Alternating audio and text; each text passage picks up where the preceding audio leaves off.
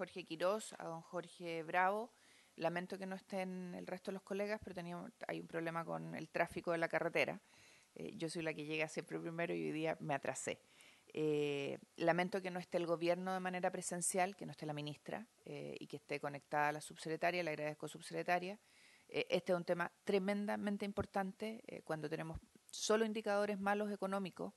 La verdad es que el gobierno no esté en esta sesión, que además se había concordado hace un buen tiempo y se tuvo que correr porque la ministra no podía estar en una oportunidad anterior, es lamentable. Los indicadores del IMASEC, los indicadores de cesantía, los indicadores de competitividad, todos son malos indicadores. ¿Y a quién le repercute aquello? A la pobreza.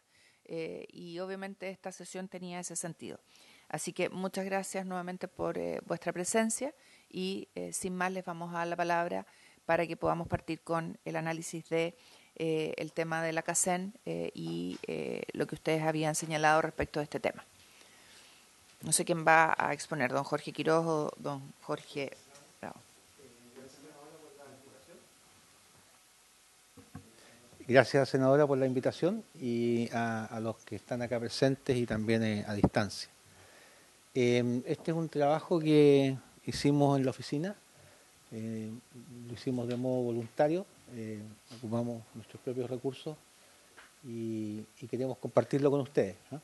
Es una crítica metodológica, digamos, más que metodológica al cálculo, y quiero partir diciendo que no tiene mucho que ver con lo que se haya hecho en esta oportunidad o en oportunidades anteriores. De hecho, nosotros hacemos revisiones incluso en años pasados, ¿no? Bueno, esta es la pregunta, si efectivamente tenemos hoy día menos pobreza como se vio en la CACEN cuando se mostraron los resultados. Dale nomás, Jorge. Bueno, primero es bueno mirar la evolución de las cifras oficiales. Hasta el 2011 estábamos con pobreza medidas del 21,7, eran medidas relativamente directas de replicar. A contar del 2015 viene un cambio en la metodología que la hace más sofisticada, ¿eh? y parte de los temas que vamos a ver tienen que ver con esa sofisticación, y empezamos a observar una caída según esas cifras, con la excepción del 2020, que es el año de pandemia, y después llegamos a un 6,5, que es la medida que hizo la medición de pobreza que hizo Titulares cuando salió la encuesta CACEN. Ese número la verdad es que llama la atención, el 6,5. Llama la atención porque ubicaría a Chile en un lugar de los países de menor pobreza del mundo. Y no solo eso, aquí tenemos la fuente de Banco Mundial, distintos países, muy por debajo, por ejemplo, de Finlandia. Finlandia tiene una pobreza del 10,8, nosotros tendríamos del 6,5. Estamos por debajo de Noruega, que tiene 12,7. Casi la mitad de pobreza que Noruega, casi un 40% de la que tiene Suecia. Todos los países miden la pobreza distinto, así que esta comparación, Suecia seguramente tiene medidas más estrictas para medir la pobreza, pero cuando un país llega al 6,5, quiere decir que la medida o hay que cambiarla porque hay que ser más estricto o algo está pasando. Este número, la verdad es que visto en el concierto internacional, es un número que uno tendría que dar algunas explicaciones. Me imagino una reunión donde estén los daneses, los noruegos, y le digamos a los daneses y los noruegos, en Chile hay la mitad de pobreza que en Dinamarca o que en Noruega. Es un tema que hay que explicar en detalle. Bueno, vamos viendo qué es lo que está pasando. Primero, es bueno entender cómo se calcula la pobreza y vamos a explicarlo muy, muy brevemente. Básicamente, y aquí es importante tenerlo muy en cuenta, la CACEN lo que hace es estimar cada 2 años, que es más o menos cuando se hace la encuesta, los ingresos de las personas. En realidad estima los ingresos de los hogares, ¿ok? Y saca el ingreso por persona equivalente. Es una metodología que no vamos a entrar en el detalle, pero es una metodología que es comúnmente aceptada. O sea, llega al ingreso por persona. Y ese ingreso lo compara con un gasto referencial. O sea, dice cuánto tendría que gastar una persona para estar por arriba de la línea de pobreza. Y la persona que tiene un ingreso por debajo, la verdad es que se califica como pobre. Entonces, básicamente, tenemos un ingreso total que es el que se mide en la CACEN. ¿Ya? La CACEN mide cada 2 años ingresos, solo ingresos. El gasto necesario para estar por arriba o por debajo de la pobreza se midió una sola vez. Y ese gasto, como vamos a ver, se va indexando según los índices de la canasta básica y del IPC. ¿Ah? Y el que queda por debajo de ese gasto, entonces es pobre. ¿Ya? Entonces tenemos que entender dos cosas: cómo se mide el ingreso y cómo se mide el gasto, si queremos analizar de dónde sale este número. Esta metodología está vigente desde el año 2015. Vamos a la siguiente. Bueno, el ingreso, como dije, se mide cada 2 o 3 años en la encuesta CACEN, y el ingreso que se mide tiene 3 componentes. ¿Ah?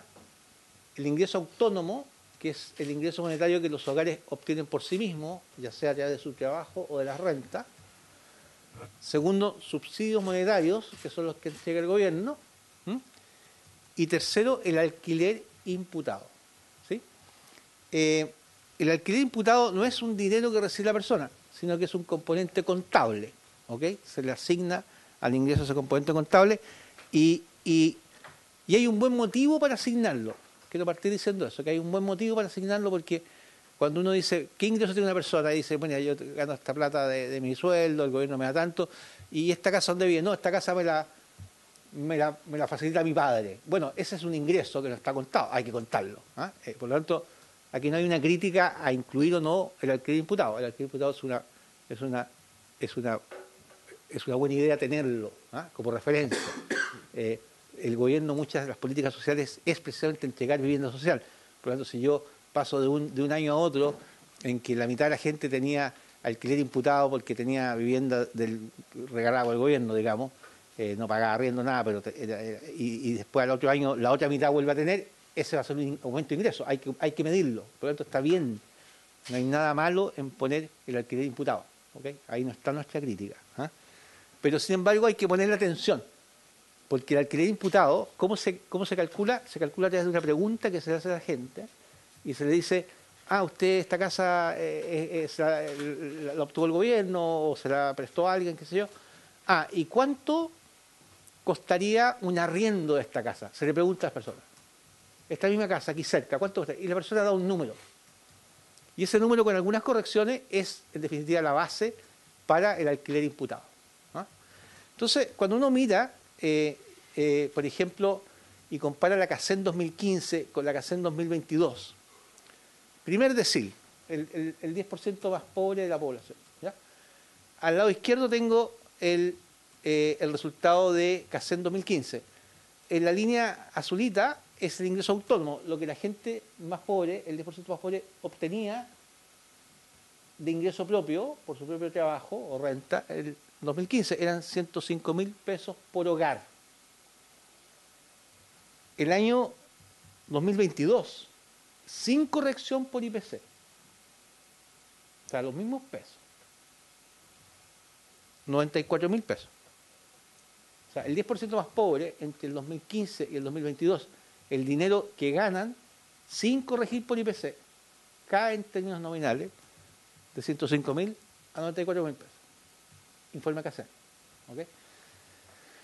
Después tenemos los subsidios, que más que se doblan, de 73.000 pesos a 160.000 pesos. Pero después tenemos una parte muy especial, que es el alquiler imputado, que sube de 112.000 pesos a 240.000 pesos. Entonces, claro, el alquiler imputado es importante, hay que ponerlo, pero aquí hay una señal de atención. O sea, una parte muy relevante de ese aumento de ingreso de la gente más modesta viene porque el alquiler imputado sube extraordinariamente. De hecho, el alquiler imputado para el primer decil de ingreso explica el 63% del aumento de ingresos entre 2015 y 2022.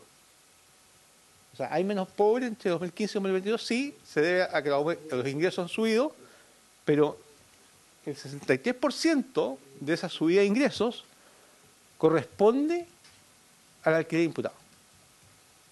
De nuevo, no hay necesariamente en este dato solo algo curioso, pero sí llama la atención. ¿Okay? Esto fue llamado la atención por mucha gente que llegó hasta acá con el análisis. ¿Okay? La diferencia es que nosotros dimos un paso más. ¿Okay? Y el paso que dimos fue el siguiente. nos metimos al gasto. Dijimos, a ver, estos ingresos están hechos para ser comparados con un gasto. Y ese gasto tiene básicamente tres partes. Así como el ingreso tiene tres partes, el gasto tiene tres partes. Básicamente, bueno, aquí pusimos dos, pero en el fondo son tres.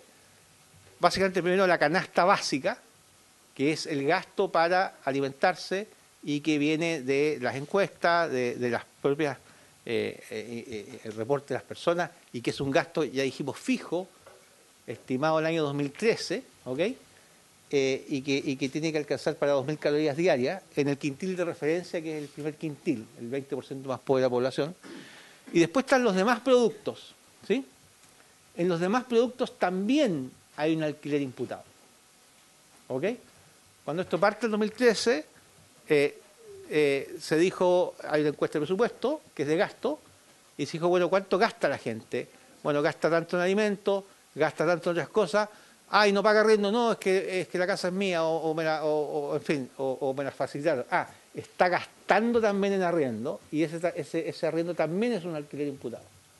Entonces, el alquiler imputado está en ambos lados, en el ingreso y en el gasto. Así partió el año 2013 y así se hizo por primera vez el 2015. Entonces, básicamente, como el gasto se estimó un solo año, y así se estima, porque es muy costosa la encuesta de presupuestos familiares. No es cualquier encuesta, una encuesta muy detallada, se hace cada 10 años. Ese gasto se estimó en el 2013, se hace cada 5 años, perdón, se estimó en el 2013, y después, para calcular cuánto sería el gasto hoy día, se le aplicaron indexadores. Entonces, el indexador más directo y menos controversial es el de la canasta básica, que de hecho el Ministerio de Desarrollo Social lo publica todos los meses. Y el resto, todo el resto, se reajusta por el IPC que excluye alimentos y bebidas. Entonces aquí tenemos una primera señal de atención, porque recordarán que el ingreso tenía tres partes.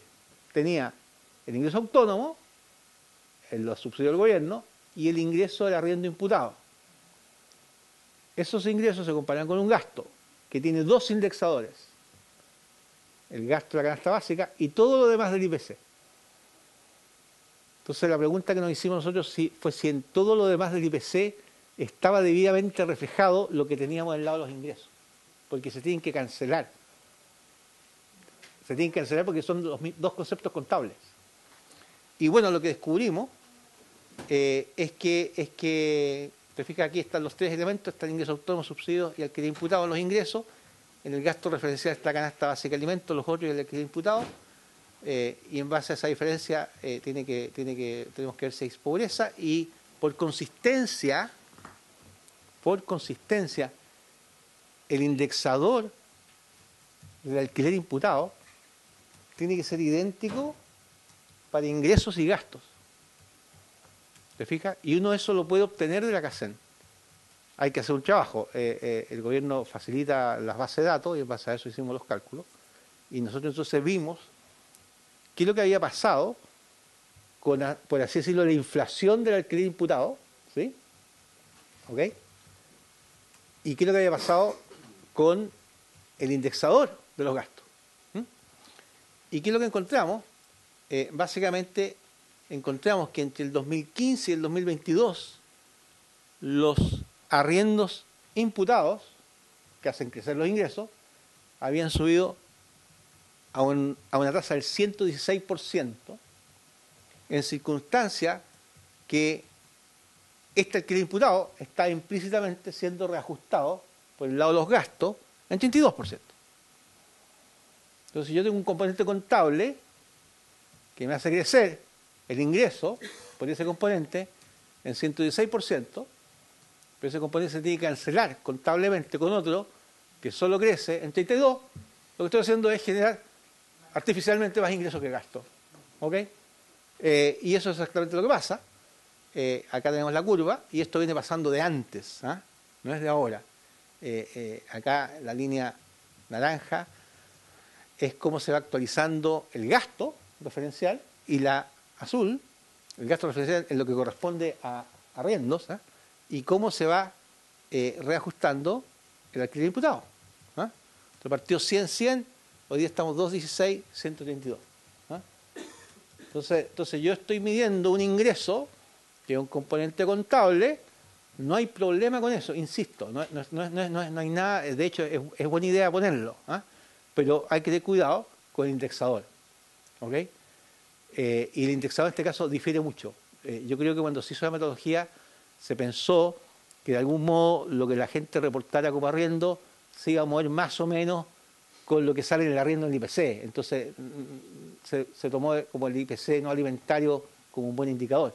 Pero los dos difieren, y difieren mucho. ¿Ah? Y uno dice, bueno, hay uno de los dos que está mal. ¿Ah? O la gente está reportando arriendos muy altos, que crecen mucho, más de lo que está creciendo, o el IPC está reportando menos inflación de arriendo de la que existe. Pero las dos cosas no pueden ser ciertas al mismo tiempo. Una de las dos y hay una gran diferencia. Bueno, entonces, ¿cómo se arregla este tema? Básicamente corrigiendo la inconsistencia. Y cuando corregimos la inconsistencia, lo que hicimos fue básicamente al gasto referencial, en vez de decir, porque el gasto hay que actualizarlo, en vez de actualizarlo por el IPC no alimentario, dividimos ese gasto y dijimos, bueno, todo lo que no es alimento ni arriendo se reajusta por el IPC no alimentario ni arriendo, y lo que es arriendo lo vamos a reajustar a la misma tasa que se reajustaron los ingresos del que diputado, para mantener el equilibrio, porque son dos conceptos contables. Y cuando hacemos eso, y esto es muy importante, nosotros no tocamos la encuesta que hacemos. ¿Te fijas? Solamente ajustamos cómo se ajusta el gasto para comparar esos ingresos. Pudimos haber hecho, hay muchos cálculos que dicen, no, pero es que este ingreso no. No, tomamos la CACEN como es. La CACEN está hecha por gente muy preparada, se tratan de medir bien los ingresos, en fin, hay todo un trabajo detrás. Siempre hay críticas del factor de expansión, pero es parte de lo que es este proceso de medir los ingresos. Esos ingresos para nosotros son intocables. ¿Ok? Lo que hacemos sencillamente es que ese gasto original, decimos, está mal indexado. No se reajustó como debía.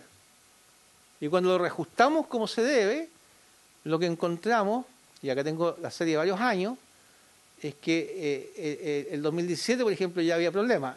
La pobreza decíamos que era 8,6%, y en realidad el número se parece más al 11%. Te fijas, la primera fila es la cifra oficial, la segunda la estimación nuestra. Y este fenómeno se va recrudeciendo. El 2020 había mucha más pobreza que el 10,8%, lo cual nos extraña. En el año de la pandemia la gente se quedó en la casa, no podía salir a trabajar, todavía no habían venido las compensaciones que hubo después. La pobreza no fue 10,8% el 2020, la pobreza el 2020 fue 16,9%. ¿Ah? Y después el 2022, bueno, nos gusta, ¿no? Nos encantaría que la pobreza fuera 6,5%, pero el número se parece mucho más al 11%, que es el número que tenemos ahí. ¿Ah? Y por lo tanto, el número total absoluto de pobres, ¿ah? Nos da en 2022 en 2.167.000 personas, que son aproximadamente casi 200.000 personas más que las que había en 2017. ¿Ah? Eso es lo que se hizo. ¿Ah? Ahora, cuando se hizo esto, lo trabajamos, está el detalle de cálculo en la página web de nuestra oficina. Salió un artículo que yo publiqué en el Mercurio del Domingo y que dio origen a un debate. Y transcurría una semana de ese debate, ¿ah? El comité de expertos que supervisa este proceso, en carta al Mercurio el domingo, bastante larga, explica cómo se hace esto. Yo nunca he puesto en cuestionamiento cómo se hace, ni la idoneidad profesional de la gente que está detrás, pero al final concluye que básicamente la última párrafo de esa carta es que dice que observando tanto el proceso actual como etcétera, la metodología, hemos recomendado al Ministerio que la metodología de estimación de la pobreza por ingresos y multidimensional debe ser revisada y perfeccionada. Ese fue el desenlace de este debate. Ahora, previamente se dijo, oye, pero cuando se hizo esta metodología igual en 10 años más se iba a revisar, en fin, pero esto se recogió de esa manera. Se dijo durante la semana que lo que habíamos hecho nosotros era una elección metodológica. Nosotros pensamos que no es una elección metodológica. Yo puedo tomar una elección metodológica cuando digo, mira, voy a tomar los arriendos o no, voy a hacer cosas de ese tipo. Esta no es una elección metodológica, esto es un tema de consistencia. O sea, la metodología está definida. La metodología exige consistencia. ¿Ah? El cálculo no es consistente. Y eso es, básicamente. ¿Ah? Gracias por la atención, senadora, y por la invitación. Muchas gracias, don Jorge. Yo no sé si su colega y tocayo quiere hacer algún alcance o comentario para que la madrugada tenga Bueno, sí. sentido. Bueno, muchas gracias, senadora. No, básicamente complementar lo que decía Jorge, que este cálculo lo hicimos con información pública, que está a la vista. Como bien comentaba Jorge, afortunadamente las encuestas que hace los datos, el Ministerio las pone a público. Están todos esos datos ahí. Entonces el trabajo que se hizo acá fue primero replicar cada una de las estimaciones públicas que están, lo que nos permitió validar efectivamente la estimación. Y solo una vez hecho eso, solo una vez estando seguros que esas estimaciones eran las correctas, procedimos a los ajustes, ¿ya? Lo que básicamente nos permite resguardar de que cada número que está acá es correcto. Y como comentaba Jorge Quiroz, básicamente es un tema de consistencia, ¿ya? Aquí básicamente lo que postulamos es que, bueno, si finalmente se decidió incorporar arriendo imputado, de lo cual no tenemos mayor reparo, al menos debemos ser consistentes en el tiempo respecto a su ajuste, tanto en el lado de ingresos como de gasto. Eso es. Muchas gracias. Muchas gracias, don Jorge. No sé si está el Ejecutivo, que no lo vemos porque está la presentación, así que si la dejamos de compartir pantalla, Sí, vamos a ver. Subsecretaria, ¿cómo está usted? Bien, gracias. ¿Me escucha bien? La escuchamos perfecto. Ah, qué bueno. Oiga, senadora, bueno, decirle que nos habría encantado ir. Lo que pasa, fuimos hace un tiempo.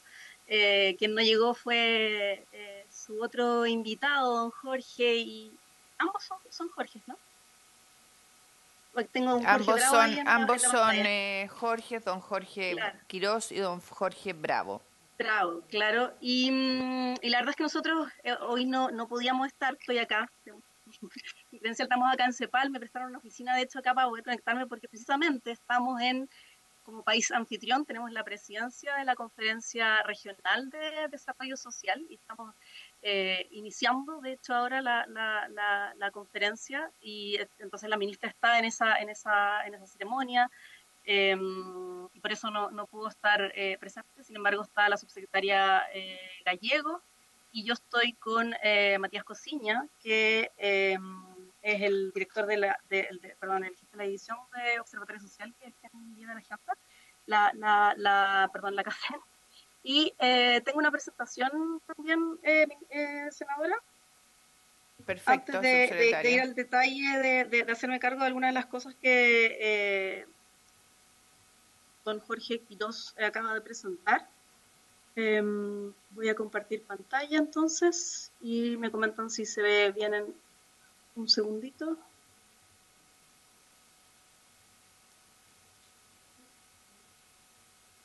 ¿Ahí cómo se ve?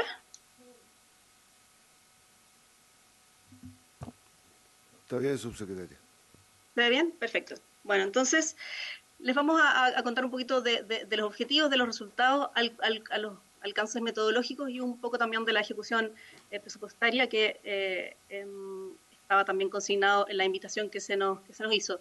Y por supuesto les podemos dejar la presentación con un anexo de la ficha técnica y un paso a paso del cálculo de la pobreza, aunque como usted también sabe, senadora, nosotros le compartimos el detalle de todas las dudas que nos planteó respecto del alquiler imputado y que son las mismas que vamos a aclarar ahora. La encuesta tiene el objetivo de identificar la pobreza por ingreso, la pobreza multidimensional, conocer la distribución del ingreso. Como se decía también anteriormente, hubo un cambio metodológico que por lo tanto entonces permite también ahora identificar carencias, no solo enfocarnos en la pobreza por ingresos, sino también considerar las carencias de las personas en salud, en educación, en vivienda, en entorno, en cohesión social, y poder entonces ir identificando brechas no solo a nivel de ciertos grupos de la población que son prioritarios para la política social, como las personas jóvenes, los niños, niñas y adolescentes, las personas mayores, las mujeres, las personas de pueblos indígenas, las personas migrantes, etcétera, sino que también a nivel geográfico, es decir, hay la encuesta representativa a nivel de zonas, ya sea urbana o rural, y también a nivel de cada una de las regiones. Es muy importante decir que la CACEN no tiene representatividad comunal, Más, nosotros a fin de año, igualmente con otro tipo de metodologías, estimaciones que se llaman del tipo SAE,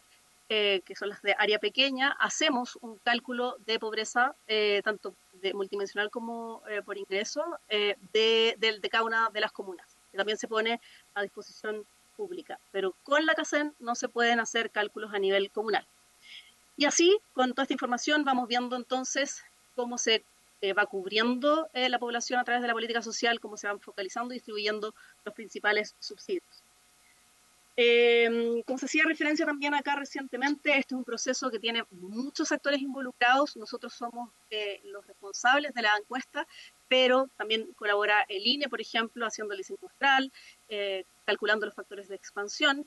El Centro de Microdatos fue quien este año se ganó la licitación para hacer el terreno. CEPAL es quien calcula la pobreza por ingresos, PNUD es quien calcula la pobreza multidimensional. También hay otra licitación que es de la supervisión externa del trabajo de campo, este año se lo ganó CADEM, y como se decía también recién, hay un panel de expertos que acompaña todo el proceso. Ahí está el panel de expertos, ellos están en este panel a título personal, no representan a sus instituciones, pero ahí están señaladas sus instituciones porque, como se decía también acá, son personas de amplia trayectoria, varios de ellos han estado en otros paneles expertos de versiones previas de la encuesta. Este panel se va renovando versión a versión, pero la renovación es parcial, ¿sí? Hay personas que continúan y otras que llegan a refrescar en el fondo la conversación, ¿no? Es un proceso que no para, de hecho nosotros ya estamos trabajando en la CACEN 2024, es un proceso que partió a fines del año 2021, con la revisión obviamente del cuestionario de la versión anterior, etcétera. Ahí está, no voy a entrar en el detalle, solo me interesa que quede en evidencia, ¿no? Que es un proceso que va teniendo continuidad, que nosotros de hecho con esta CACEN tenemos todavía trabajo hasta el próximo año, porque vamos a estar presentando resultados, publicando resultados de esto hasta fines del primer semestre del 2024. La CACEN se realiza siempre en el mismo periodo para ir guardando la comparabilidad de los datos. Este año se hizo entre noviembre del 2022 y enero del 2023. Es la encuesta más grande de Chile, para que se hagan una idea. Semana a semana, CADEM o Criterio, para no seguir haciendo publicidad, las distintas agencias que hacen seguimientos semanales encuestan a algo así como 1.500, 2.000 personas. Nosotros con esta encuesta llegamos a más de 70.000 viviendas, 72.000 hogares, 202.000 personas. Por lo tanto, es en ese número en el que se basa la robustez de los datos que se ponen a disposición del país. Este año fueron consideradas 335 comunas, esas son 10 comunas más que lo habitual, gracias a que el INE sacó de su listado de comunas de difícil acceso 10 comunas, y como les decía, tiene representatividad nacional, regional y urbana rural. Hay un poquito del detalle de el trabajo muestral. La verdad es que la tasa de logro fue del 99,6%, llegamos a más de 70.000 viviendas y en 10 regiones se superó la muestra objetivo. Ahí marcamos con rojito aquellas donde no se logró el 100% de la muestra, pero son todas tasas muy altas, sobre el 94% en todas las regiones. Acá lo que les decía hace unos segundos, ocupamos un nuevo marco muestral del INE que es fruto de la información que se recopiló después del censo 2017. Se incorporaron nuevos territorios y por lo tanto pudimos llegar a 335 comunas, esos son 10 más de la vez anterior. Como les decía, la encuesta CACEN, la población objetivo son hogares y personas que viven en viviendas particulares, por lo tanto, no están consideradas dentro de CACEN, nunca lo han estado, las personas en situación de calle ni las personas que viven en viviendas colectivas. Algo que hay que dejar súper claro, porque también ha salido información un poco errática en la prensa, es que CACEN sí incluye a los campamentos, ¿sí? están encuestados los campamentos, pero lo importante que hay que destacar, es, para que no haya confusión, es que igualmente no es que sea una encuesta representativa de los campamentos, ¿sí? En ese sentido no está diseñada la encuesta, pero sí incluye información de esas viviendas. Algunas innovaciones es que luego de volver a la presencialidad, ¿no? Porque el 2020, dado que la encuesta de se hizo en plena pandemia, fue principalmente de manera telefónica, entonces tuvimos un cuestionario más cortito, con menos preguntas, pero al volver a la presencialidad tuvimos una innovación que fue que por primera vez se aplicó la encuesta con dispositivos móviles, ¿no? Y además también pudimos retomar el módulo de identidad de género y orientación sexual de acuerdo a las nuevas consideraciones tanto internacionales como nacionales. Otra innovación que tuvo esta encuesta es que el INE actualizó los factores de expansión y eso permitió afinarlos, hacerlos más precisos, porque se tomaron también en consideración datos de sexo y de grupo etario, ¿sí? Para expandir, no solo la consideración geográfica. También aclarar algunas cosas para ir despejando algunas de las dudas que se fueron planteando en la prensa. Respecto de los ingresos, hay dos periodos de referencia, ¿no? Se le pregunta a las personas respecto de los ingresos que son más bien regulares, se les pregunta por su ingreso en el mes anterior, y para aquellos ingresos que tienen una periodicidad distinta a la mensual, se les pregunta por los 12 meses previos y esos ingresos se mensualizan. Hubo una incorporación de subsidios en esta versión de la CACEN, porque aparecieron subsidios nuevos, como la puerta a la canasta básica, que fue un subsidio que se creó para paliar precisamente el alza de alimentos que se destacaba en la presentación anterior. El IFE laboral también se consideró. El subsidio protege, que tuvo una ampliación, igual que el IFE laboral, que antes estaba hasta los 2 años de los niños y niñas y se amplió hasta los 5. Y también un bono que se entregó en agosto del año pasado, que fue el bono Chile Apoya Invierno, que llegó a más de 6 millones de personas. Se mantuvieron dentro del cálculo de CACEN el IMG, que provenía de la encuesta de CACEN 2020, y también parte del IFE. La verdad es que el IFE no era está dentro de los ingresos que tienen una periodicidad distinta a la mensual, y fue preguntado entonces dentro del periodo de referencia de 12 meses previos. Entonces ahí, para las personas que fueron encuestadas en noviembre del 2022 y se le pregunta por sus ingresos de 12 meses previos, si es que recibieron entonces el IFE en noviembre del 2021, quedó considerado, ¿sí? Para las personas que encuestamos en diciembre o en enero, como 12 meses para atrás, no había pago de IFE, no les fue considerado. Subsecretaria, ¿puedo interrumpirla? Claro. Porque como aquí el tema es si hay o no hay un tema que revisar, de acuerdo a lo que expusieron los profesores Quiroz y Bravo, más que nos explique usted cómo se hace la CACEN, que es algo que conocemos y que hemos visto en esta comisión varias veces, al menos yo lo hemos conversado, nos gustaría que pudiéramos ir al tema en comento, porque si no, no tiene mucho sentido. O sea, efectivamente, ¿hay o no hay un tema respecto de lo que señalan los profesores en el punto de la estimación de los ingresos para efectos de ver si se tiene o no que revisar ese tema? Y yo creo que esa es la pregunta, y no todo el proceso de cómo se forma la CACEN, que es algo que obviamente conocemos y ya se ha dicho acá por incluso los propios expositores, no está en tela de juicio. Oh, bueno, por supuesto. Lo que pasa, ningún problema, voy a entonces saltarme a ese momento de la presentación. Gracias. Lo que pasa es que la pedida fue más amplia, pero vamos a avanzar entonces a los alcances. Tiene que ver con esto, así lo acordamos en sesiones pasadas. Está bien, está bien.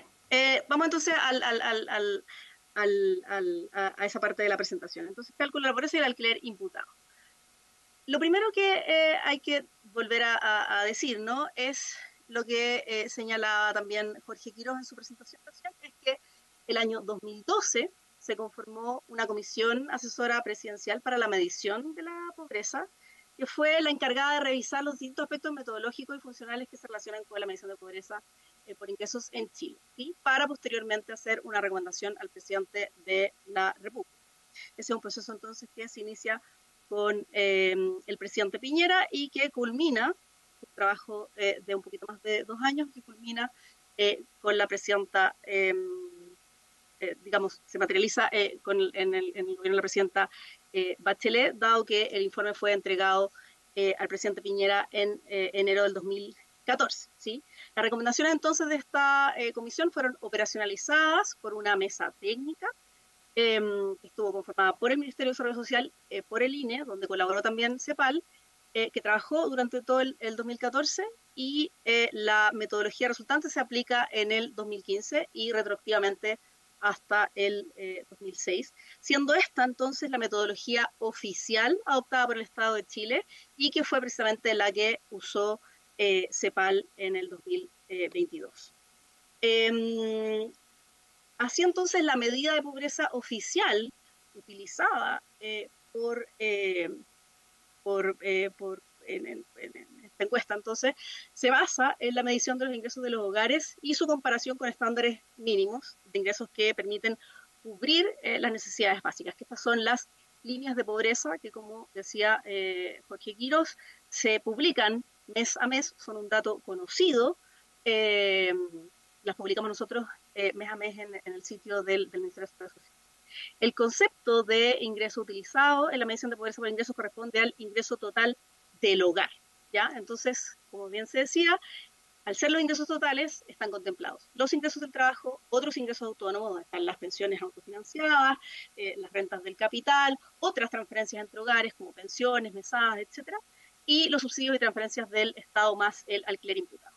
Como se decía entonces, se suma al ingreso monetario este alquiler imputado, que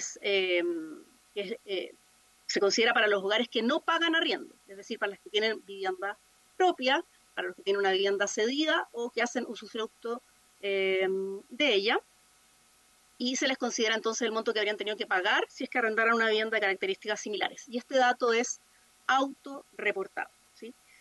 Si bien la forma de uso del alquiler imputado varía entre los países, este concepto, como bien se decía, es parte de los estándares internacionales de la medición de los ingresos de pobreza y de los ingresos y de la pobreza a nivel de hogares que se recogen entonces en el manual de Ambev. ¿Qué es lo que recomendó la Comisión Asesora Presidencial el año 2012, cuyo informe fue entregado entonces el año 2014? Uno fue que se incluyera el alquiler imputado tanto por el lado del ingreso como por el lado del gasto, como también señaló don Jorge Quiroz. Por el lado de los ingresos, el valor imputado por concepto de alquiler corresponde a lo que reportan entonces las personas que son encuestadas en la CACEN. Y por el lado del gasto, con respecto a la actualización del valor de la línea de la pobreza, lo que se recomendó es que se ajuste el valor de la línea de la pobreza por los cambios observados en el IPC, usando para su componente alimentario la variación en el precio de cada uno de los alimentos incluidos en la canasta básica de alimentos, y que para lo no alimentario se utilice el IPC observado entonces para actualizar esa canasta básica de no alimentos, ¿sí?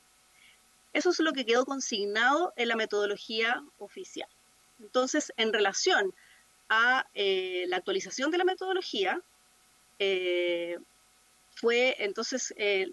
comisión lo que recomendó es que tanto para la pobreza por ingresos como para la pobreza multidimensional se mantuviera la metodología por periodos de al menos 10 años y que también se actualizara la composición de la canasta de necesidades básicas cada 10 años. Es eso precisamente lo que la comisión de expertos recomienda en la carta que señalaba don Jorge Quiroz. No fue a raíz de lo que ellos recuerdan, es que fue la propia comisión la que recomendó entonces mantener la metodología por periodos de al menos 10 años y actualizar la canasta básica también en esa misma frecuencia. Es importante decir que la EPF, la encuesta de presupuestos familiares, hasta el año 2006 se midió cada 10 años, ¿sí?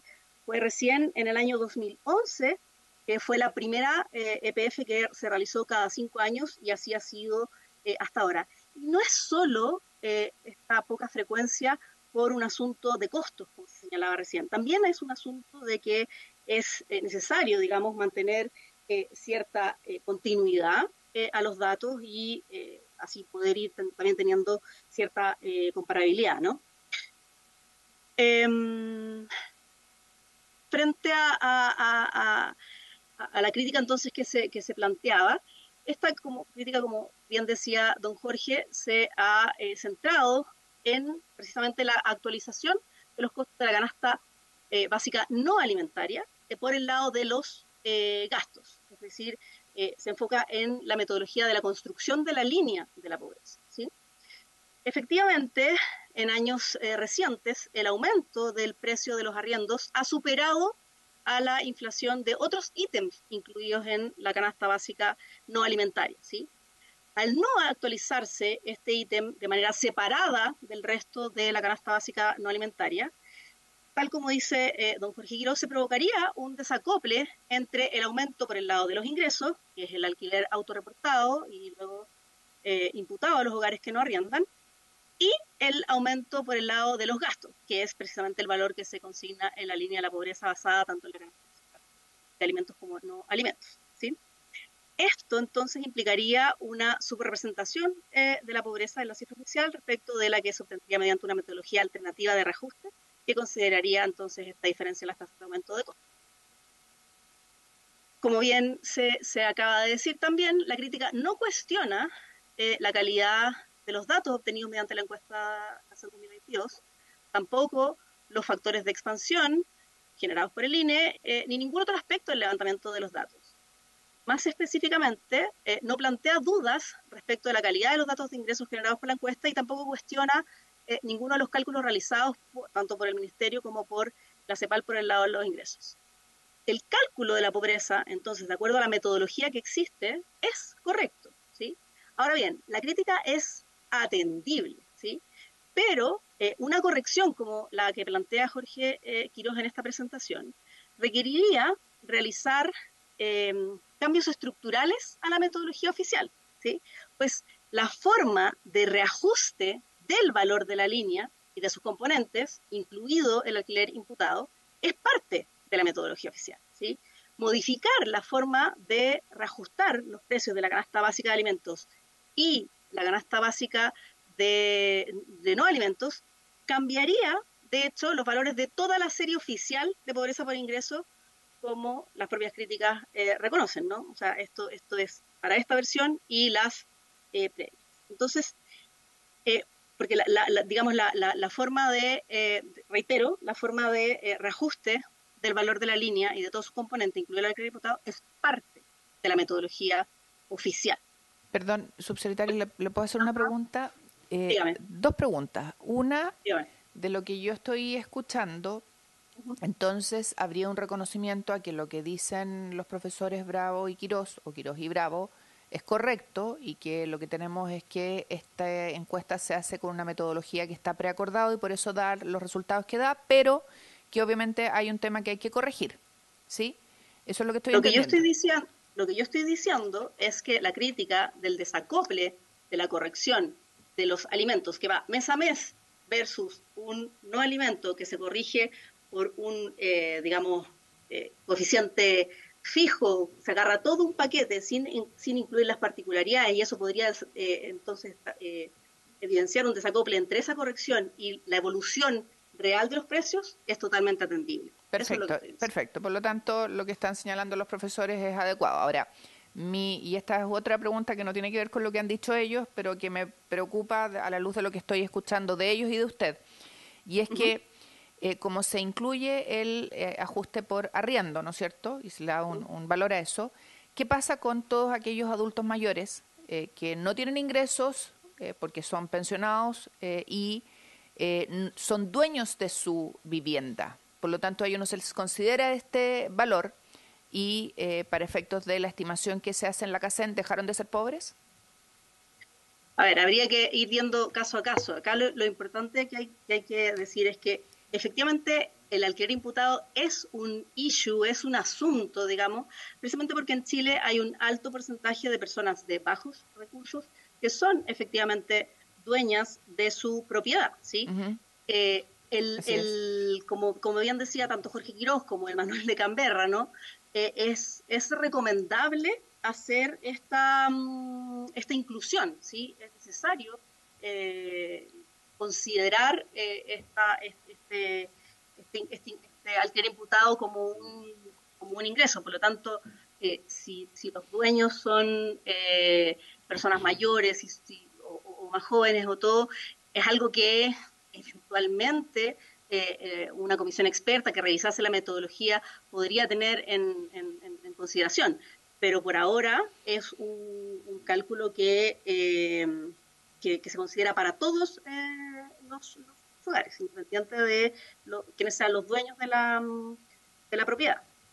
Ahora, yo quiero insistir, voy a ir avanzando en hacerme cargo de la crítica, y nosotros tenemos observaciones relevantes a cómo se hizo, por lo tanto, yo quiero insistir en que lo atendible es la crítica, más no las cifras que se entregan debido a precisamente el problema que nosotros observamos, que es la endogeneidad con la que se hace este cálculo, ¿ya? Pero déjenme, por favor, ir avanzando. Quedan muy poquitas diapositivas, porque como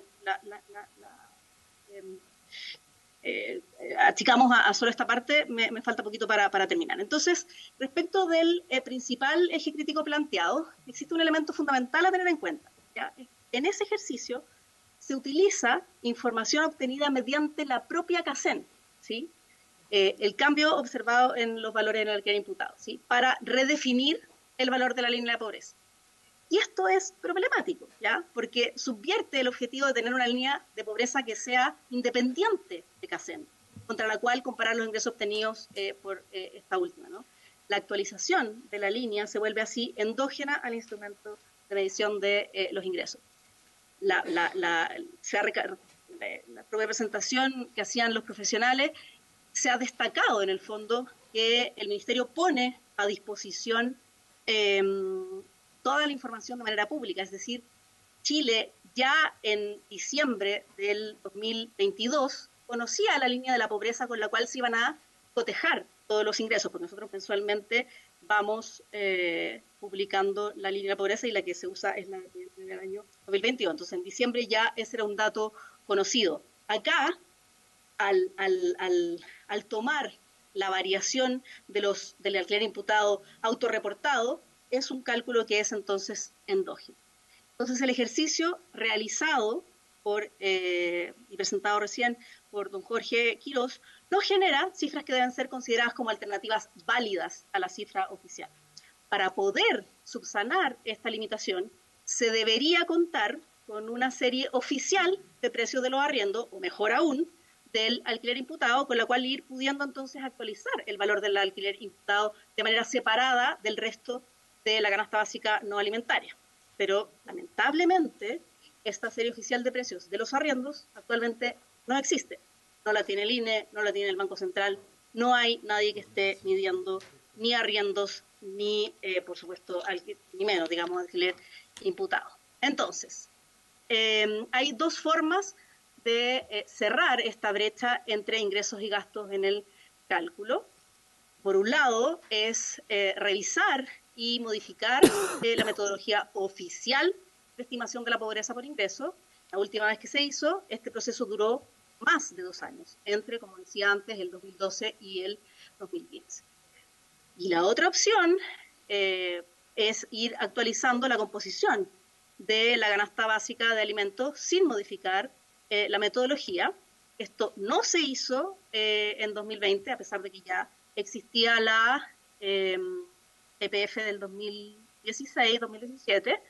Entendemos que no se hizo precisamente porque el gobierno anterior tenía en su cabeza las recomendaciones de la Comisión de Pobreza, que recomendaba que se actualizara cada 10 años, y el 2020 todavía no habían pasado esos 10 años.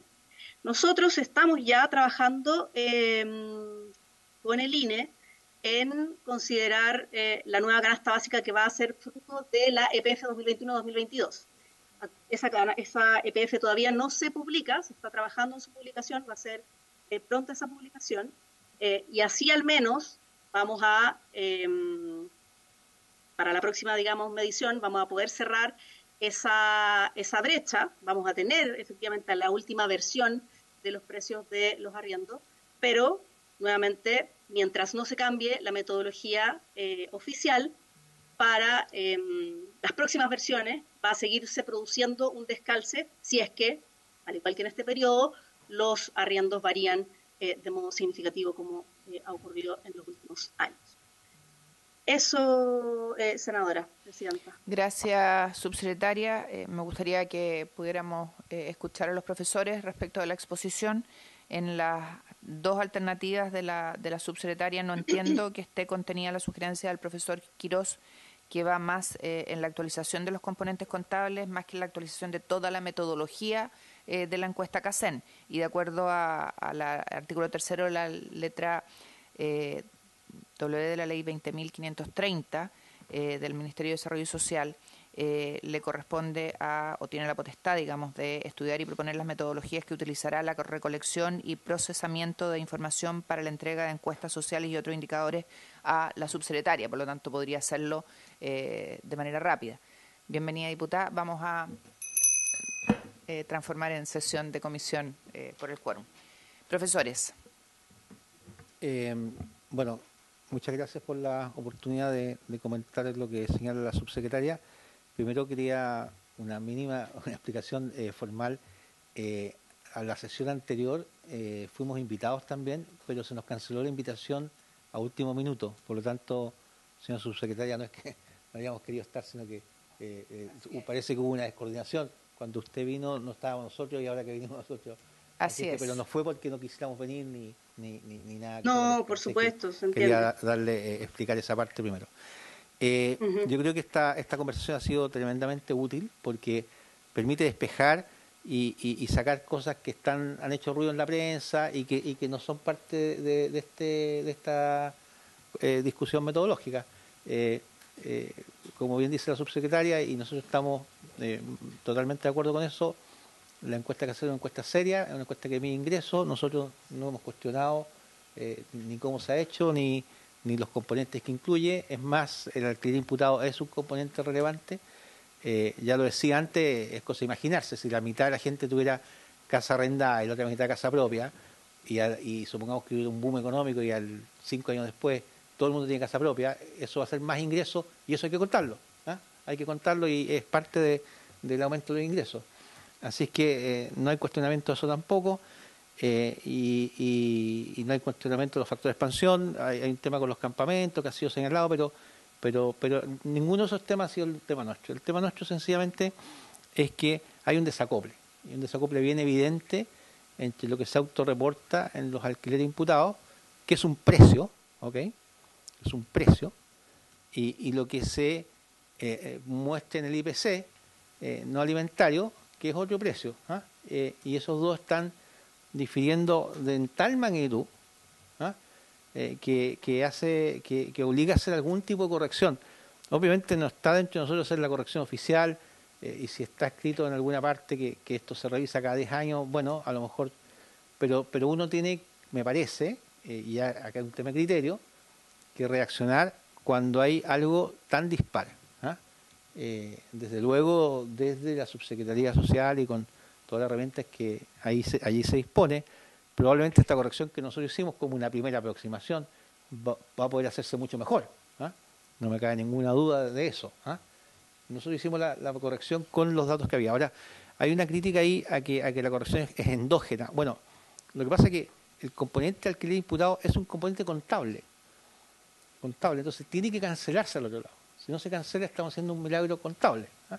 Y por lo tanto no vemos ningún tema en como una primera aproximación corregir por la vía de usar una especie de índice del alquiler imputado que es el propio que reporta la gente y ese mismo corregirlo al otro lado. Uno podría hacerlo al revés, decir, oye, sabe que la gente está sobre reportando, el arriendo no ha subido tanto, está en el IPC, entonces corrijo el reportado por la gente. ¿Ah? O hay un tercero y ocupo un tercero en ambos lados. Pero lo que no puedo dejar es que los dos diverjan.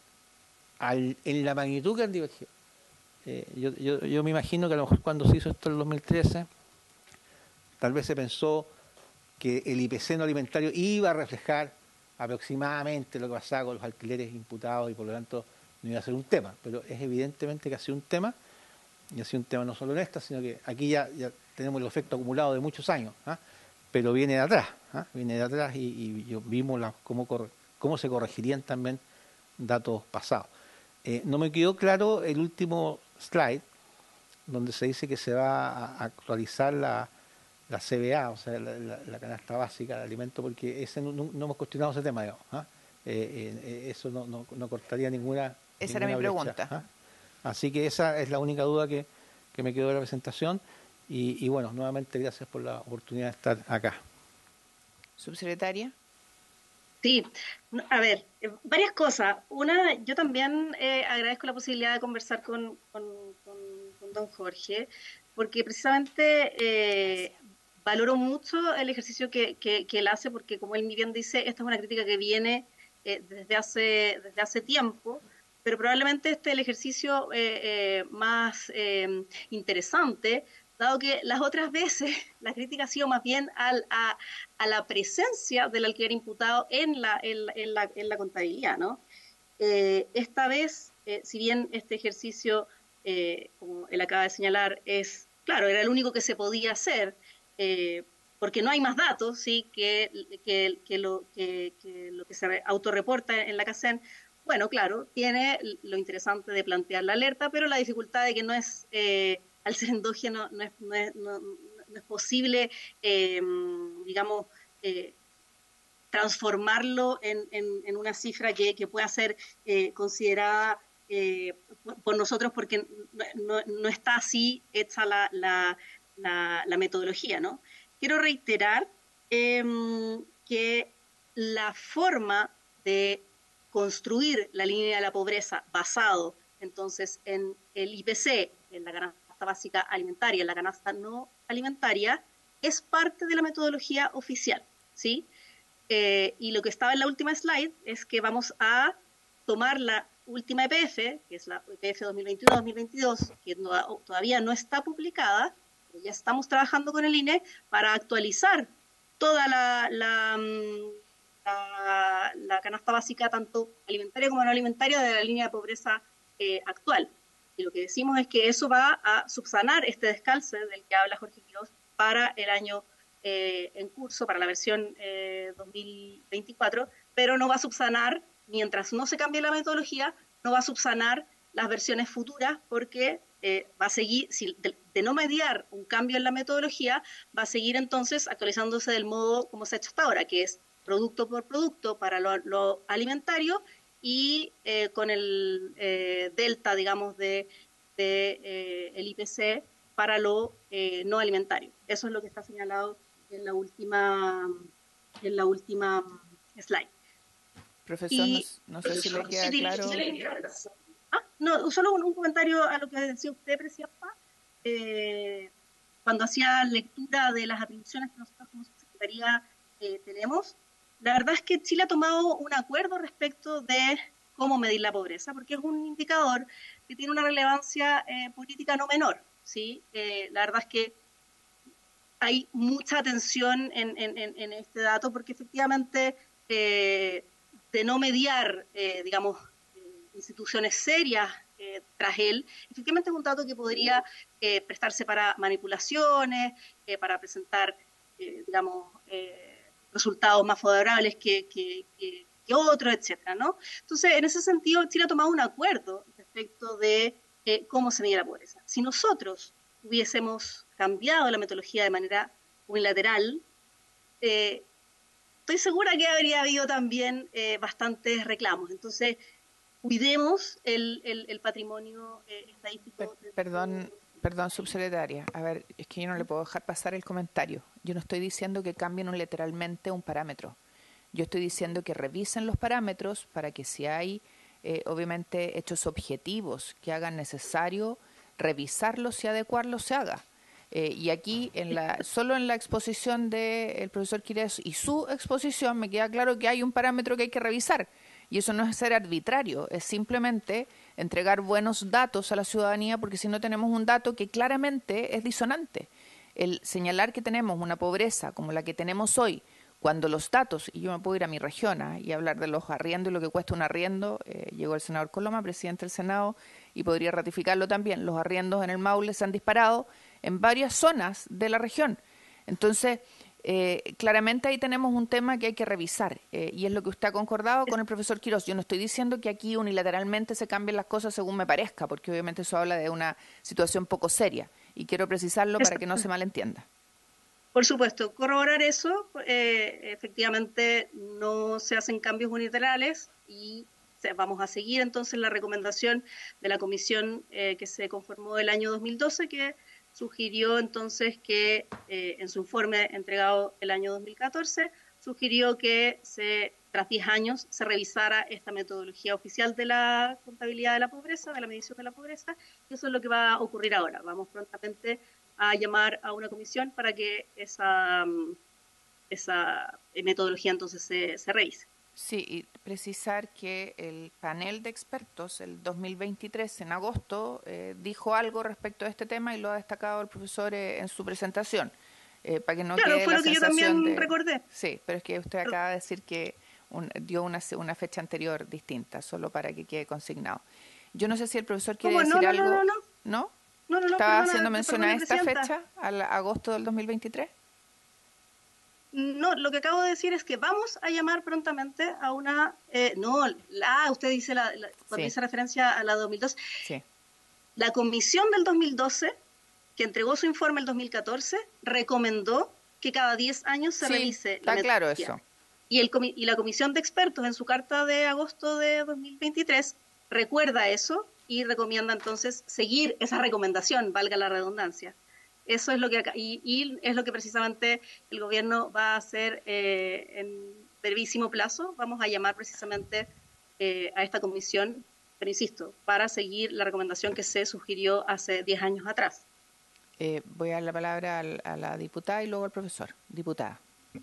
Sí, bueno, la presidenta me facilitó la presentación, así que la leí y vi esto del alquiler imputado. Gracias por la presentación.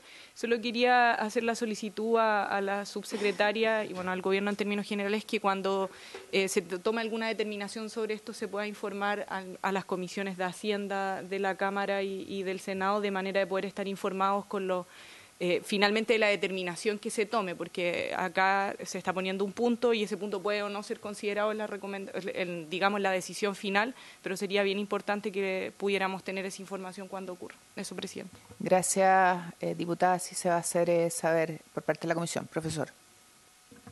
No, solamente precisar bueno, yo creo que ha quedado bastante claro el tema del desacople de las dos actualizaciones y el impacto que eso tiene, que es bien grande, y que hay que buscar algo que sea consistente para que una imputación contable que es relevante hacer no me altere el número. Solamente una cosa muy mínima, pero que es relevante. En la carta de los expertos, efectivamente se recuerda que 10 años atrás había que hacer un cambio, o sea, revisarla, pero después se agrega el último párrafo, que es el que pusimos nosotros, donde se dice expresamente que observando la aplicación actual, recomienda revisar, no solo perfeccionar, sino que corregir.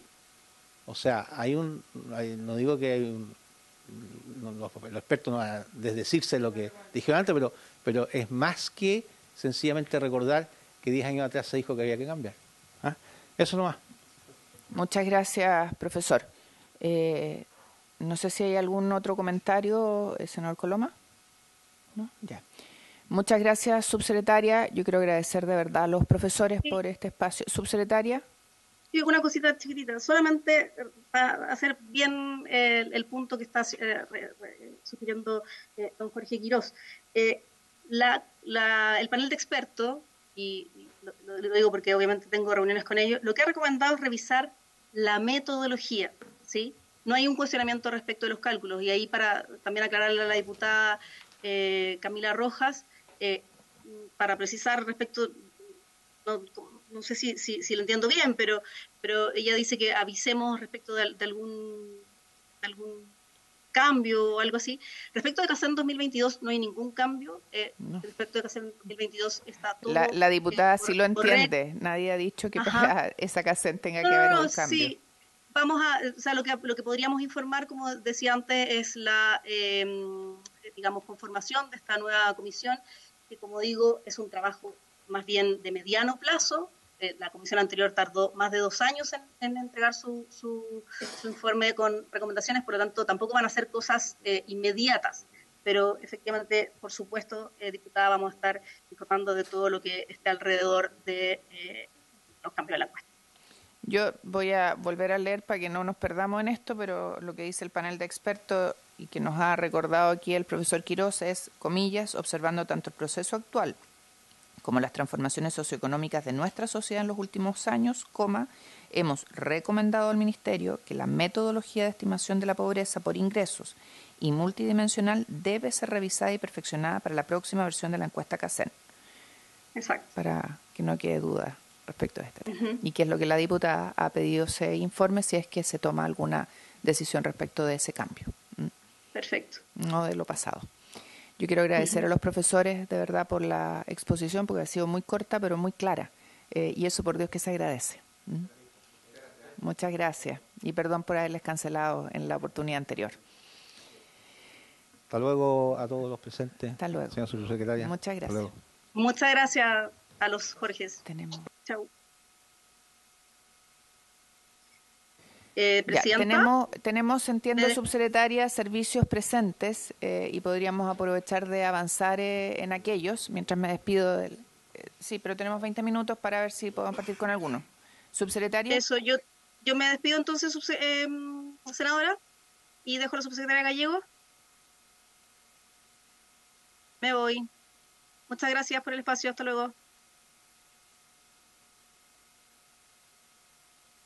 Buenos días, presidenta, y buenos días también a todos los buenos días, parlamentarios subsecretaria. que forman parte de la comisión. Acá estamos atentos y nos acompaña el director del Servicio Nacional de Discapacidad, Daniel Concha, para poder iniciar, si es que a ustedes les parece, ya la presentación del avance presupuestario que teníamos hace Sería ideal poder partir con el servicio, porque así alcanzamos a ver porque tenemos una sesión convocada por el presidente del Senado que nos hace la vida muy difícil a todos nosotros acá. Perfecto. Aquí muy dejo difícil, muy entonces difícil. al director. Dejo acá al director. Buenas noches, diputado. Y quedo atenta. La diputada fue más veloz porque estaba en otra comisión que usted. Adelante, director. Sí. Primero que nada, buenos días, ¿me escuchan bien? ¿Aló? Adelante, No sé director, estamos escuchándolo. Perfecto, ya. Entonces, por su intermedio, presidenta, también saludar a los senadores, senadoras y diputados. Yo no sé si la presentación que tienen ustedes es la presentación que tenía el corte de los gastos al 31 de julio. ¿Es esa la que ustedes tienen? Pregunto. Sí. Sí, ya. Entonces voy a ir comparando. Vamos a proyectarla, si nos da unos segundos ya. para poder verla. Sí, no hay problema. ¿O usted comparte pantalla?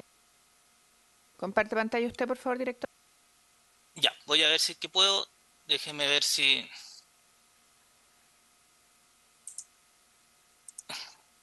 ¿Ahí se puede ver? Sí, se ve perfectamente. Perfecto, ya. Y ya. Voy a estar con esto del 31 de julio, pero también tengo datos de la ejecución presupuestaria actual, ya con corte al 30 de septiembre. Entonces, en líneas generales, el total de la ejecución presupuestaria del servicio, incluyendo subtítulo 21, 22, 23, 24, 29, era de un 53,52% y con un porcentaje comprometido al 31 de julio del 65%. Pero a la fecha nosotros ya tenemos un porcentaje de vengado de un 82% con corte al 30 de septiembre y con un porcentaje comprometido de un 85%. Si vamos a lo que es el subtítulo 21, ya nosotros en el subtítulo 21 eso también ha ido aumentando, ya estamos cerca ya del 70%, que es más o menos lo planificado, pero entrando ya en líneas generales al subtítulo 24, que yo creo que es lo que importa. En el 31 de julio, si se fijan, el total de transferencias corrientes era un 43,4% con un porcentaje comprometido de un 59,74%. En ese sentido, hoy en día en el subtítulo 24, nosotros tenemos un porcentaje de ejecución de un 72%. Es decir, que hemos ido aumentando bastante considerablemente y está respondiendo a nuestra planificación operativa que tenemos de ejecución de recursos. Ahora, nosotros en ese sentido ponemos el énfasis en lo que es lo más crítico y que en este caso es el programa Ayudas Técnicas, ya que al 31 de julio ahí no está especificado, entonces yo voy a ir viendo, pero donde dice aplicación de la ley 20.422, que está en un 20,63% de ejecución, corresponde mayoritariamente a temas de ayudas técnicas, donde nosotros tenemos dos programas. Uno es el programa regular, que por ley nos dice que es por vía postulación de personas y que tiene que ver con el registro social de hogares y ciertos criterios para dar la prelación y sobre todo la prioridad de adjudicación de ayudas técnicas. Recordar siempre que el Servicio Nacional de Discapacidad no es la única institución que entrega ayudas técnicas, también entrega Ministerio de Salud en gran parte y también JUNAEP, pero ellos lo hacen no a través de postulación, sino que a través de diagnóstico. Entonces esa diferencia es importante siempre tener en cuenta.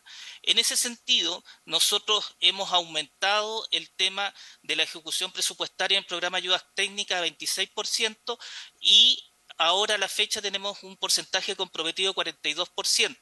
Como es un programa ya que está, y yo asumí en octubre y está con evaluación, nosotros estamos tratando de mejorar el tema de la gestión porque se demora mucho el ingreso a ayudas técnicas. Por lo tanto, nosotros hoy en día en ayudas técnicas tenemos contratos de suministro adjudicados por un total de 6.083.981 millones de pesos, es decir, que representan 99%. ¿Qué es lo que quiero decir? Que nosotros en palabras así más sencillas, estamos privilegiando los contratos de suministro, a diferencia de lo que se hacía del 2018-2022, donde se hacían convenios. Y en ese sentido ha sido mejor nosotros comprar por catálogo antes, de manera que si viene la postulación, nosotros ya tenemos comprado antes y esa es la estrategia que tenemos para mejorar y agilizar los procesos. Esperamos nosotros que el 2024 esto ya rinda sus frutos, sobre todo en el programa regular y sobre todo en seguridad de oportunidades, que es quizás donde nosotros tenemos como la mayor preocupación, porque tenemos solo a la fecha un 8% de ejecución presupuestaria en seguridad y oportunidades, porque tiene el problema de identificar las personas que estén en programas de seguridad y oportunidades y que necesiten ayuda técnica, pero no solo eso, que también tengan el diagnóstico, porque necesitamos el diagnóstico junto con la postulación para poder entregar ayudas técnicas, sobre todo las más específicas. En ese sentido, estamos trabajando junto a la Subsecretaría de Servicios Sociales y también junto al programa Apoyo Familias de FOSI para poder mejorar la identificación de más personas y poder otorgar esto a personas que estén en el programa de seguridad de oportunidades y identificar más personas que pertenezcan al programa Familia y poder así mejorar la cobertura y evidentemente la ejecución presupuestaria en ayudas técnicas de seguridad y oportunidades. En otro sentido, nosotros también tenemos una ejecución bastante alta en programas de atención temprana que va bastante acorde, por ejemplo, con la ley del trastorno del espectro autista, donde ya llevamos nosotros un 92% y esperamos que esa ejecución ya muy pronto esté al 100%. Después, pasando a otras iniciativas programáticas que tenemos, las iniciativas programáticas de apoyo e intermediación a la labor municipal también ya está casi al 92%. Siguiendo básicamente con otra línea que yo creo que también es importante, nosotros principalmente tenemos un gran monto que se nos viene en programas de residencia, adultos con discapacidad en residencia, que está ahí en el subtítulo 24, en el programa 592, que depende también del programa 08 de la Subsecretaría de Servicios Sociales, donde teníamos que ejecutar 12.700 millones y al 31 de julio llevábamos nosotros 64,91% ejecutado y hoy en día nosotros ya en eso ya estamos cerca ya del 80% ejecutado con corte al 30 de septiembre. Y también dentro de eso está el programa de tránsito a la vida independiente, donde nosotros ya estamos pronto a ejecutar porque se terminaron las postulaciones, casi el 99%, es decir, tenemos comprometido ya casi el 99% de las postulaciones, que es financiamiento de asistentes personales o intérpretes de lenguas de señas u otros modos para que sean tránsito a la vida independiente de personas con discapacidad severa principalmente.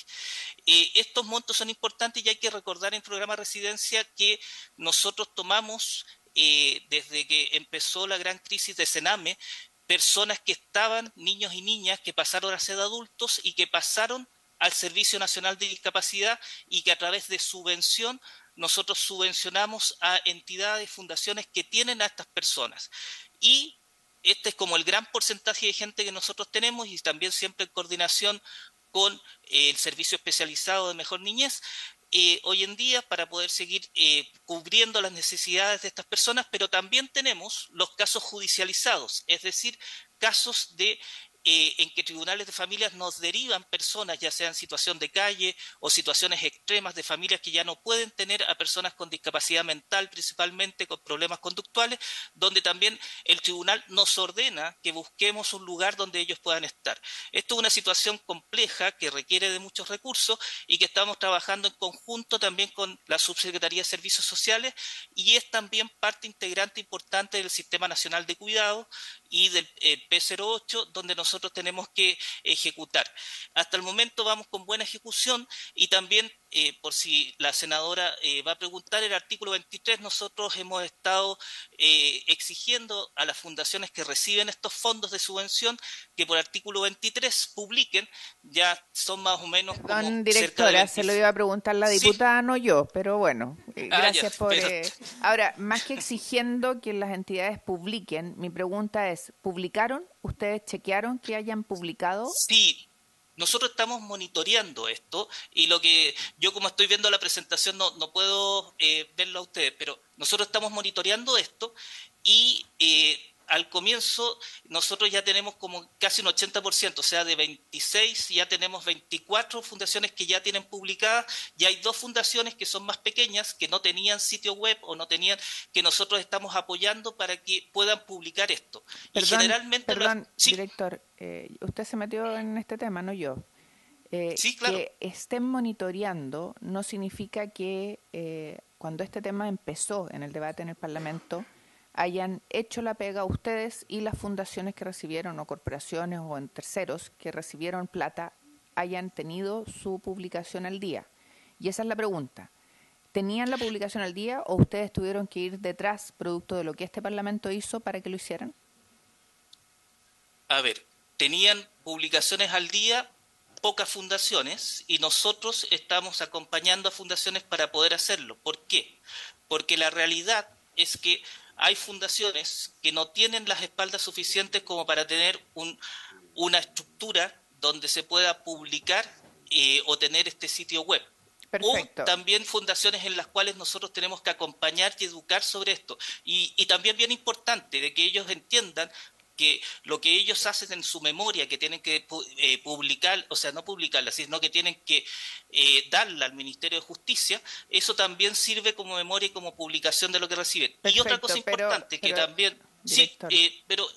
disculpe, senadora, y otra cosa importante, también es muy difícil porque en este sentido no todas las fundaciones quieren recibir los casos que nosotros tenemos de personas con discapacidad severa, con problemas conductuales, porque no cumplen con el perfil.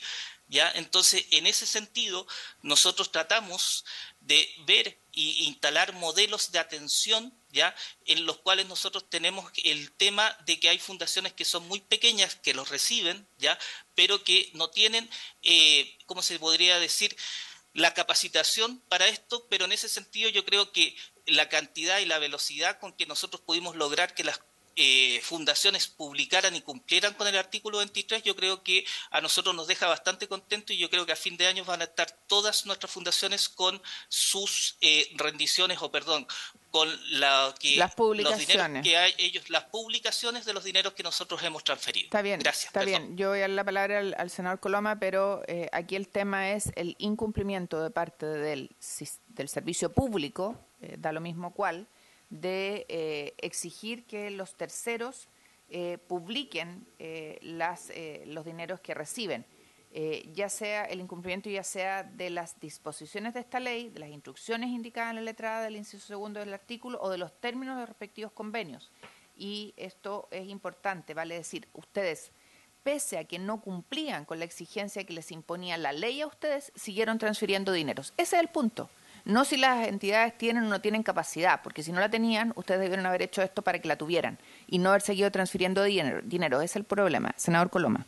Gracias, Presidenta. No, lo mío tiene que ver con un tema más general. Yo entiendo que yo comparto con la senadora de que tiene que estar publicada, digamos, tiene que estar arriba, cualquiera sea el escenario.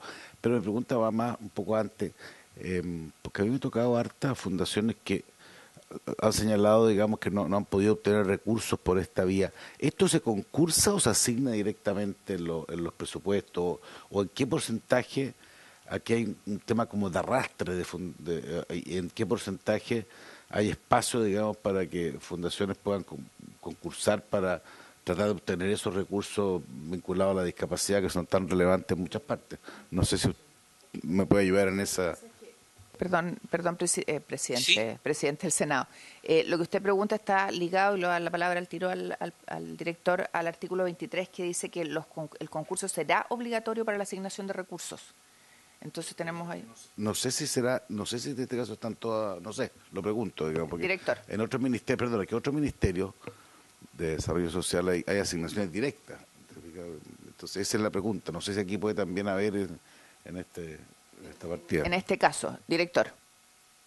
Sí, yo, para que me entiendan, yo solo los escucho, no los puedo ver, ¿ya? Entonces, volviendo entonces Basta con que nos escuche. En mi caso no se pierde nada. No hay problema, pero ahora, respondiendo, yo creo primero, diputada, sí, yo entiendo lo que dice la ley, pero también, y la Contraloría también tiene dictámenes del bien superior, o sea, las fundaciones necesitan tener, estamos hablando de casos de niños y niñas que venían del Sename, ¿ya?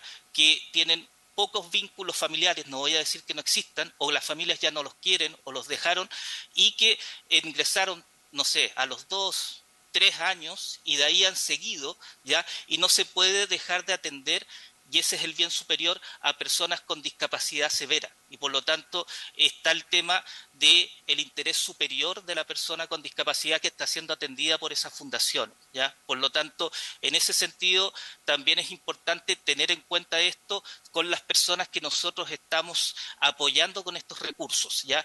Y respondiendo al senador, y también corresponde a este contexto, cuando surge la ley 20.422, que crea el Servicio Nacional de Discapacidad, en ningún momento otorga al Servicio Nacional de Discapacidad las facultades, por ejemplo, que puede tener el Servicio Especializado de Mejor Niñez o lo que tenía Sename, que son las administraciones directas.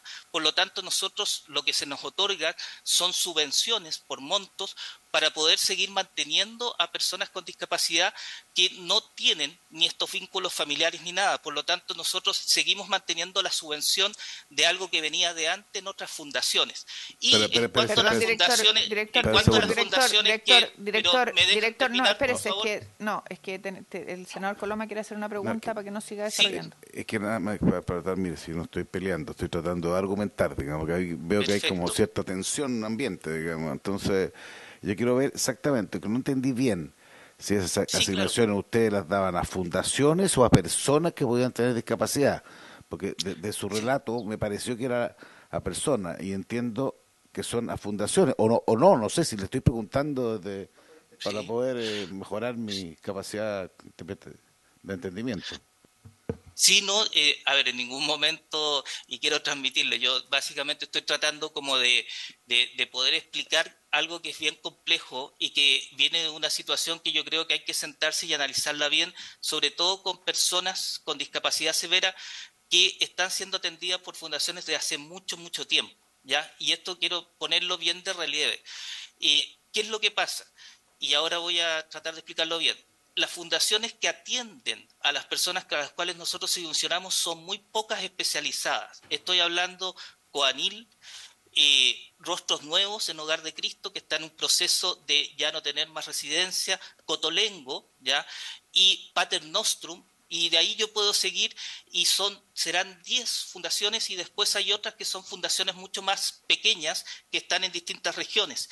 Y evidentemente lo que yo quería transmitirles es que nosotros sí, la subvención que damos es por persona, pero quienes tienen a esas personas, porque estamos hablando de personas que a veces algunas no son capaces de expresarse por sí mismas, que necesitan apoyo, ya desde un apoyo cuando tienen discapacidad física, pero también una discapacidad mental asociada junto con una discapacidad intelectual, entonces son las fundaciones las que tienen que administrar esta subvención que nosotros damos por persona. ¿Ya? Y ellos tienen que hacer las rendiciones para que nosotros podamos hacer la otra remesa para que puedan seguir atendiendo a estas personas. Entonces, respondiendo a su pregunta, senador, son subvenciones que siguen su curso para poder mantener eh, el alimento, que tengan una cama, pero por sobre todo que quizás el tercer componente, el más importante, de que nosotros vayamos innovando el modelo de atención que se tiene con estas personas, que es quizás donde nosotros tenemos que ir desarrollando, ir trabajando un modelo de atención que sea coherente con la promoción de los derechos humanos.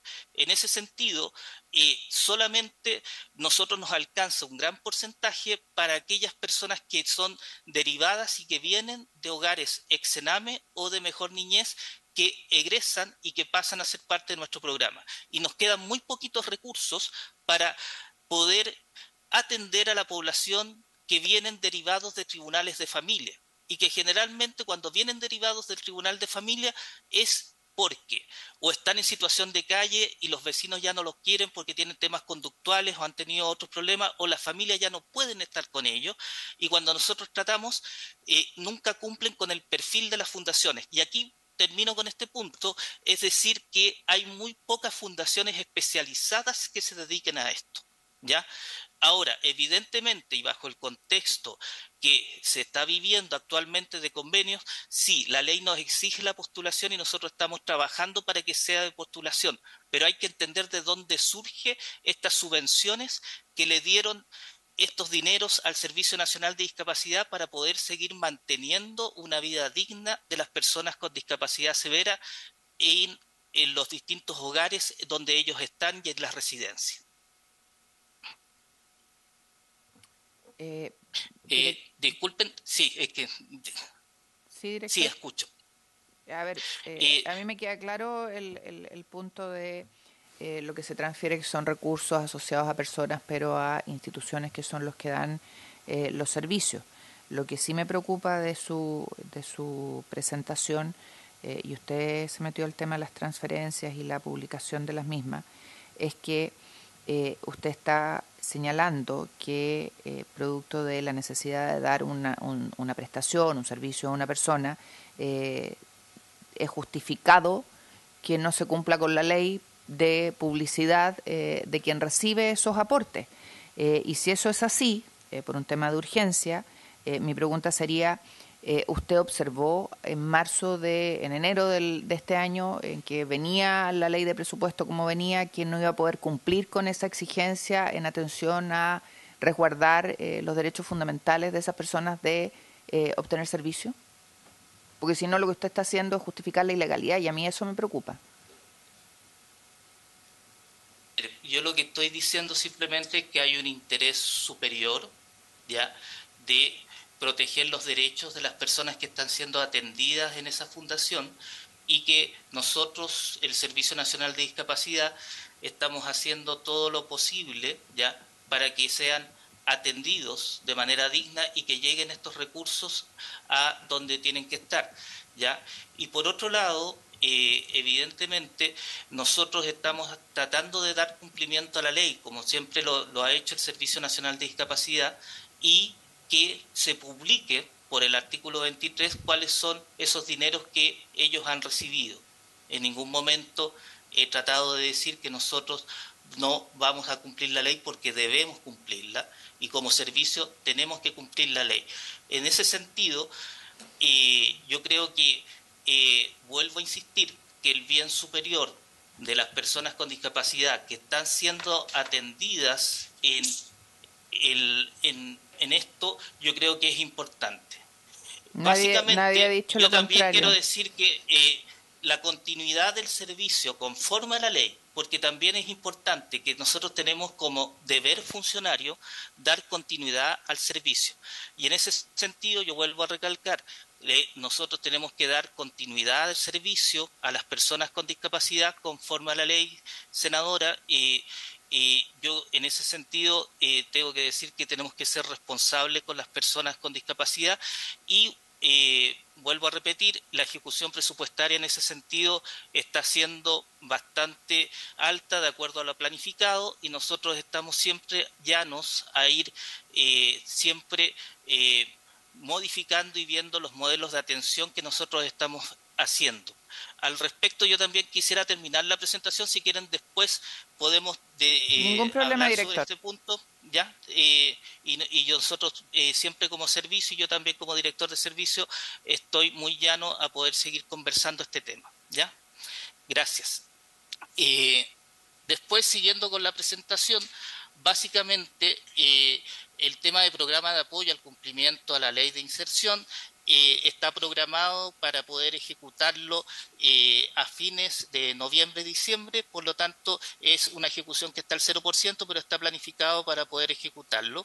Y por último, hay aportes mucho más sencillos, que son el CEDIS, que es la cuota que nosotros tenemos con la Conferencia Interamericana contra todo tipo de discriminación de las personas con discapacidad, donde nosotros somos parte, y también el Senadis, y yo como representante del Senadis somos presidente del Club Amigo de la Discapacidad.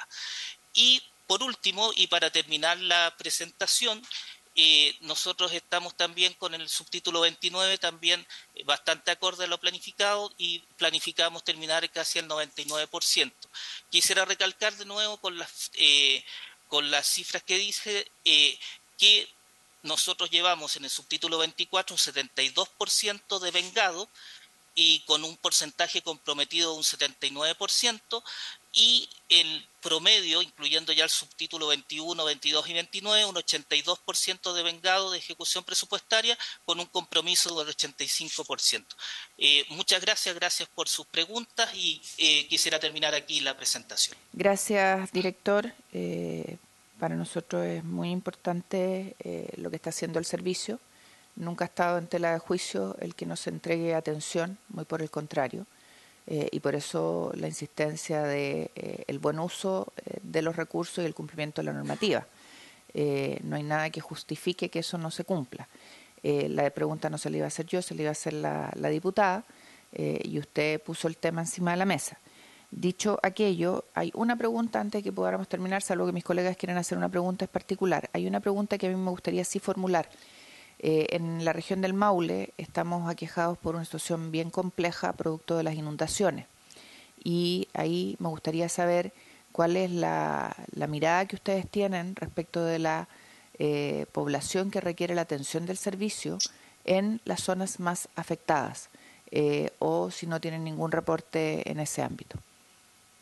O sea, tenemos reportes, generalmente el modelo con que nosotros operamos es coordinadamente con la Subsecretaría de Servicios Sociales, que va coordinando esto, y nosotros entregamos los reportes de personas con discapacidad, por ejemplo, que hayan perdido sus ayudas técnicas en los temas de inundaciones, para poder proceder después de las resoluciones de estados de emergencia o estados de catástrofe, y hacer las compras de la manera más inmediata posible. Pero no solamente esa coordinación, sino que también nos coordinamos con las oficinas de discapacidad de las comunas, y específicamente en el Maule ha sido muy importante las oficinas de discapacidad que han adjudicado fondos concursables de estrategias de desarrollo local inclusivo que les permite abrir una oficina de discapacidad en sus comunas, y son esas oficinas de discapacidad, pues nosotros somos un servicio pequeño, las cuales nos informan cuáles son las necesidades. ¿Qué es lo que establecemos nosotros?